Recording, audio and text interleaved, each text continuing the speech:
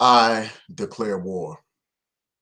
So yesterday morning, I was listening to Obsidian, and he was talking about Christelyn Karazin. He talked about how she did a video where she was basically defending this ancestry.com slavery ad. And after listening to Obsidian for a while, I decided to go check out the video for myself.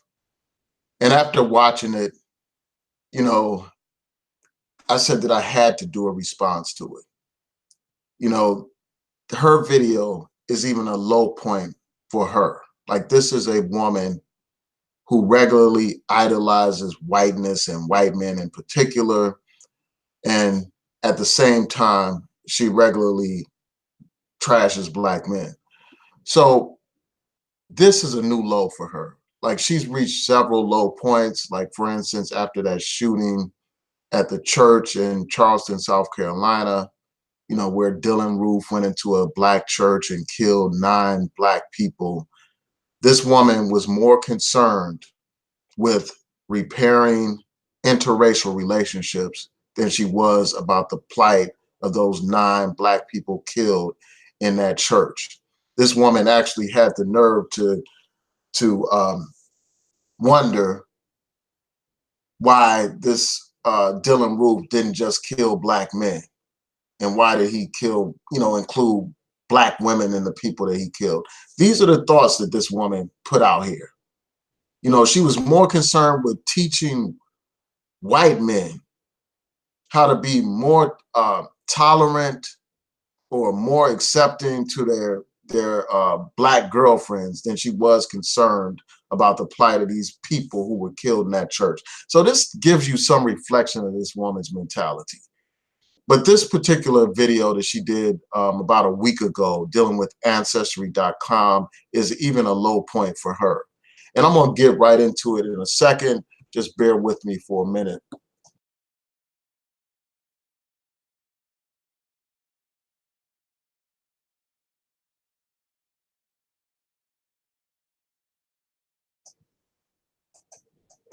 All right, so I'm back, and I know this is it's early in the morning, so most people will have to watch this on the playback. But let me get into something real quick. First, I'm going to show you the video that I'm referencing. I'm going to share my screen so that you can see exactly which video I'm talking about.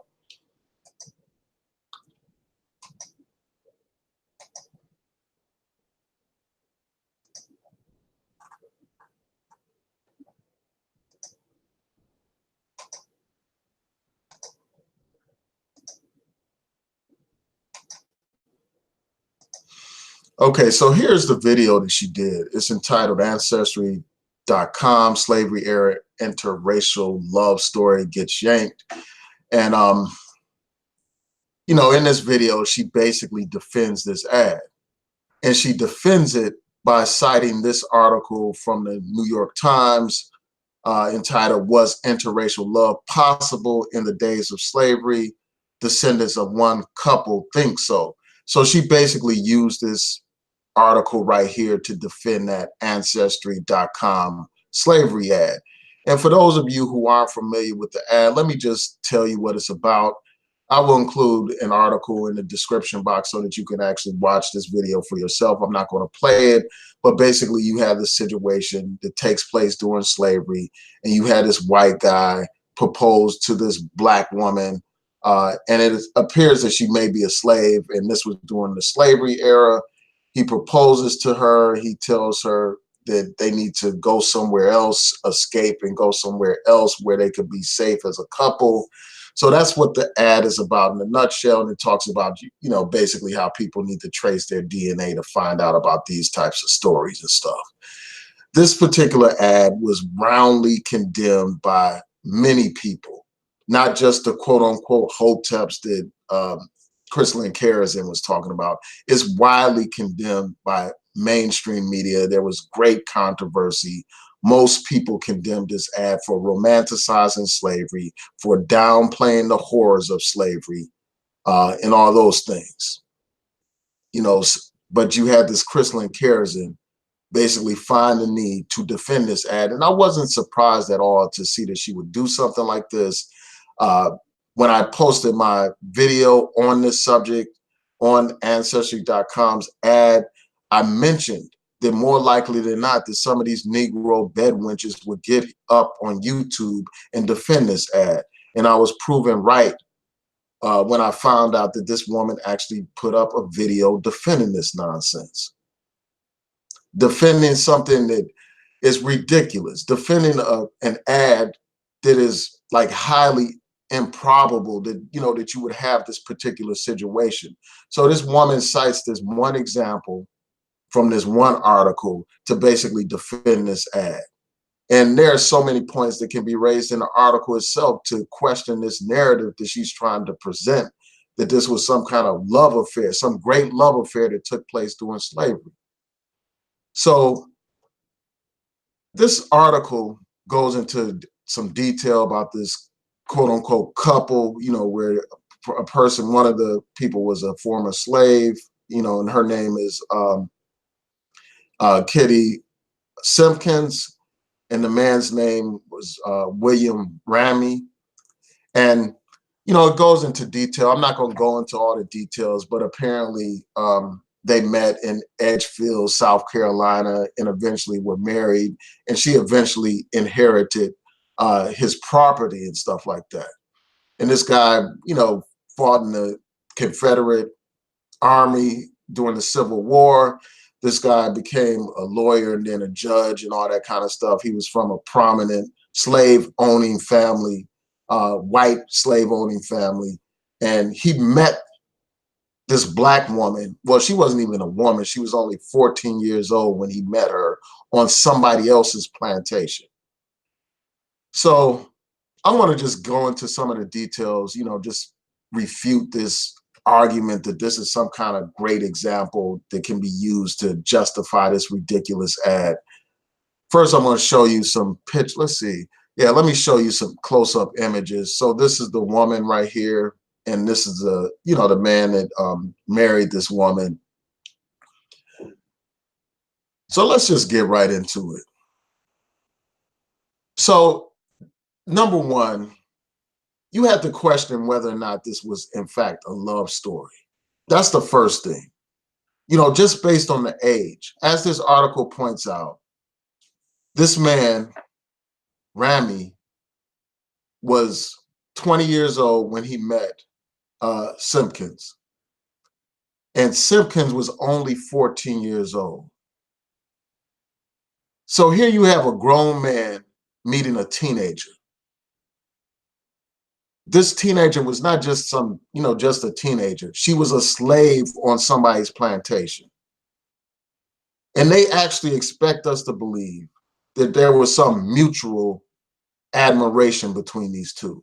Here you have somebody that's from some rich, privileged white family doing slavery, seeing somebody, seeing a slave on somebody's plantation, a slave girl.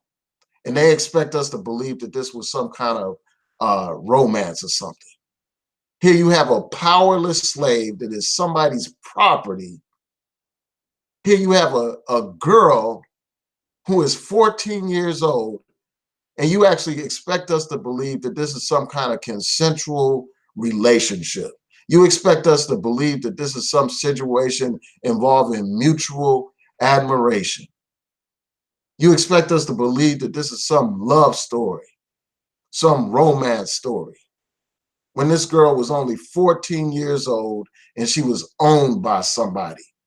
She wasn't even viewed as a human being. She was somebody's property. And you expect us to believe that this is some love story. If you believe that, you know, I got a bridge to sell you in Brooklyn, I got a statue to sell you in New York, you are out of your mind if you believe that this is some love story. I mean, and as Obsidian was pointing out, it's like you have a lot of people express outrage about R. Kelly because he's had all these, you know, he sexually abused all these teenage girls and stuff like that. But at the same time, these same people you know, that follow a Christelyn Karazin, you know, and Christelyn Karazin herself, they celebrate something like this. They celebrate an adult white male being in a quote unquote relationship with a teenage slave girl. This tells you how hypocritical these people are. It tells you how disingenuous these people are. It tells you just how idiotic they are. How can this be a consensual relationship? And I know many of you saw the film Birth of a Nation, you know, the second one that was done by, you know, the brother, I can't remember his name offhand, but the brother did a film about the life of Nat Turner. And in that particular film, he showed, you know, a slave master's house, you know, this guy that owned a plantation. He had all these slaves and stuff like that. And he had these visitors come to his plantation. And these visitors wanted to enjoy themselves. They wanted to have a good time. So what did this slave master do? He offered up one of the female slaves to be a source of entertainment for these people. You know, he offered her up as a sex object, like a prostitute or something like that. They basically offered up this black slave so that these white men can entertain themselves by sexually abusing this slave, by raping this slave and stuff. That's what these people used to do. They didn't view no black woman as a human being, as some precious woman or something like that, as some object of affection and love. They viewed her as a sex object. They viewed her as a target for rape, for abuse. And they were entertained by that. They would entertain guests by letting them have sexual relations with female slaves, raping female slaves. And I would not be surprised if that didn't happen here. So nobody in their right mind can celebrate this as some love affair. And I think that the family that, you know, exposed these photos and all that kind of stuff, they're romanticizing things to make it better than what it actually is. Another thing that has to be pointed out about this particular article, they talk about how this guy Rami served in the Confederate Army, not once, but twice. You know, he was injured, then he re-enlisted, and his brothers were a part of the Confederate Army. And we know what the Confederates were about. They were about preserving the institution of slavery, preserving the right to own black people, to beat black people, to rape black people, to lynch black people, to burn black people. They were preserving their right to oppress black people, to separate black families and all that kind of stuff, to sell black people as property, fighting for their right to deprive Africans enslaved in America of any rights at all. That's what they fought and died for. These people were traitors to the United States. They were treasonous. You know, participated in a war that led to the deaths of more people than any other war that the United States has been involved in. Hundreds of thousands of people died in that war. If this man loved this black woman so much, why would he fight to preserve the institution of slavery? Why would he do so? And then you look at some more facts about this situation. This man had a child with this girl, this slave girl. He had one child with her, and then after having, you know, a child with this slave, this guy was engaged to a white woman. He was engaged to a white woman. Now, the mere fact that he was engaged to a white woman, even though he had a so-called love affair with this slave, that alone speaks volumes. That alone tells you about the nature of that relationship. It tells you, because if somebody is truly in love with someone, that, you know, in love with a woman that they have a child with, there's no way in hell that they would go ahead and get engaged to somebody else. So that alone tells you about the true nature of their relationship. Now, after this slave girl had his second child, then he decided to call off his engagement with the white woman. But the mere fact that he was engaged to that white woman to begin with tells you a lot about his relationship, his so-called relationship with this slave girl. Another thing that has to be pointed out, and even Christelyn Karazin points this out herself. She talks about how this situation excuse me, is extremely rare. Like this example of so-called interracial love that she cited is was extremely rare. You know, Black women were not married to no slave masters. White men did not marry Black women during that time. This situation where this white guy eventually marries this Black slave girl is extremely rare. As Christelyn Karazin acknowledges, for the most part, Black women were raped by these white men. You know, even when they bore children to these white slave masters, their children were enslaved. So this is a rare situation. And that has to be pointed out. And for somebody to use something that is so extremely rare, you know, to justify this ridiculous ancestry ad tells you a lot about their mentality. It shows you the extent to which people like a Christelyn Karazin go to defend their white daddy. You know, they do leaps and bounds. You know, they do intellectual gymnastics to justify that which cannot be justified. That tells you how lost these people are. It tells you how much of a mammy this woman is. Just like that mammy from Gone with the Wind, who was so eager and happy to serve the white man. So eager and happy to tap dance for the white man. All happy-go-lucky, singing and dancing because they're a slave. So happy to serve the white man.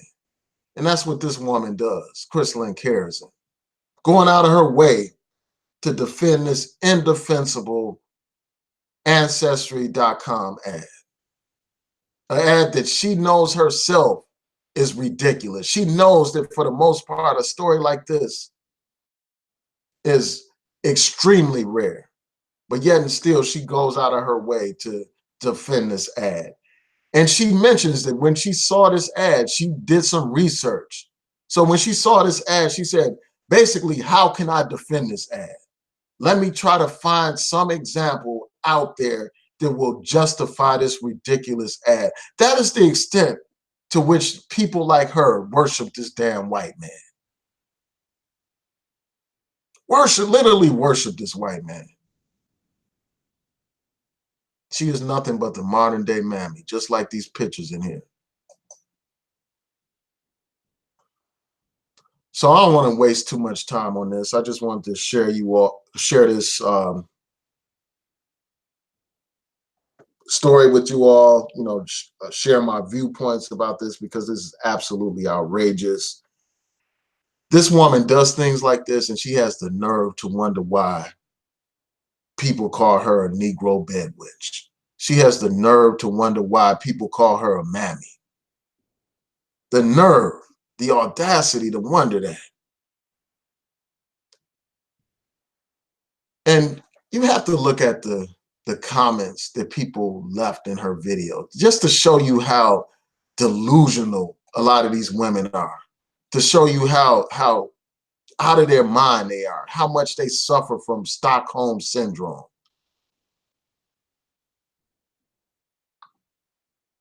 I want to see if I can point out a couple of them before I close out.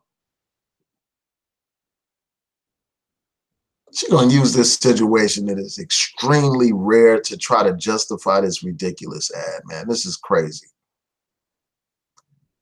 And then you had this person that's going by the name of Juanita Smith. She said, I think it's a beautiful ad. It clearly shows that they loved one another. She said, yes, slavery was brutal and inhumane, but there are many stories like the one in this ad that need to be told. I mean, it's like that kind of comment just leaves me speechless, man. This is just an example of how delusional these people are. How crazy they are, man.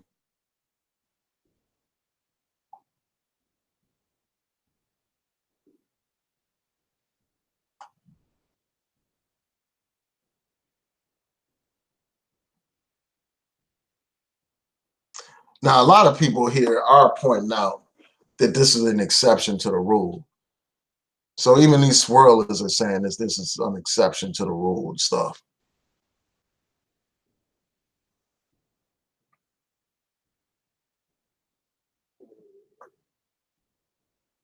So you got this person here saying that this story needs to be told because I'm so sick of the bed wench, the 12 years a slave roots narrative.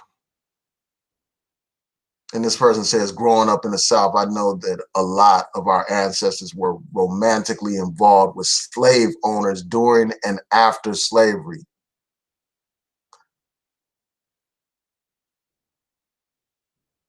And then this fool right here says, thank you, KC, for the history lesson. I feel it's important for their story to be shared to dispel the myths that interracial dating is a relatively new thing.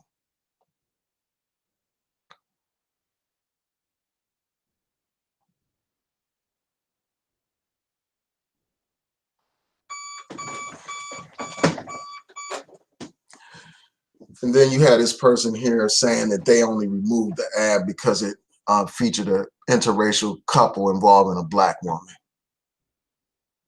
This is just how clueless these people are. And then you got this fool right here saying the guy in the commercial was hot, though. I would have ran off with him too. And she got like this love face emoji here. I mean, this is how messed up these women are, man. How desperate these women are.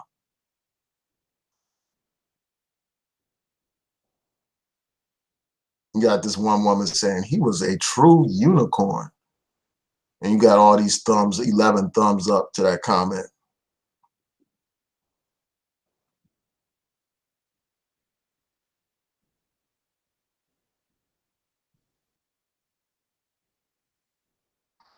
Yeah, so you get the point. I'm not going to go through all these comments. You get the point, man. So let me stop sharing my screen. I want to thank y'all for tuning in.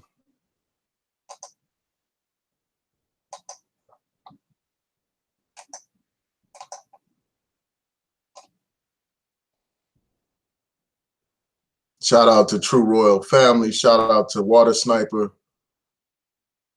Yeah, his name was Nate Park. I couldn't remember the guy who did the Birth of a Nation, but you all remember that scene from Birth of a Nation where they invited, where this slave master invited his white friends over to the plantation and they offered up this black slave woman to these white guests for entertainment.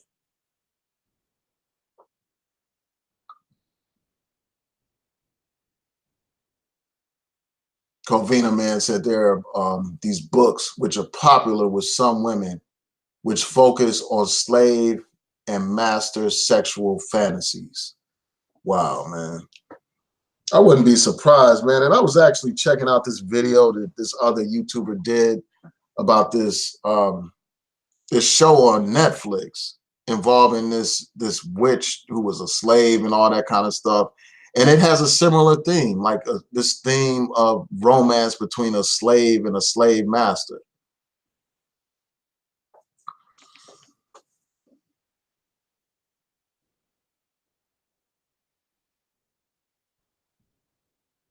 Yeah, so Sugarcane said, disgusting to say the least. I've seen some Black women fantasizing about the very thing, and they enjoy those books.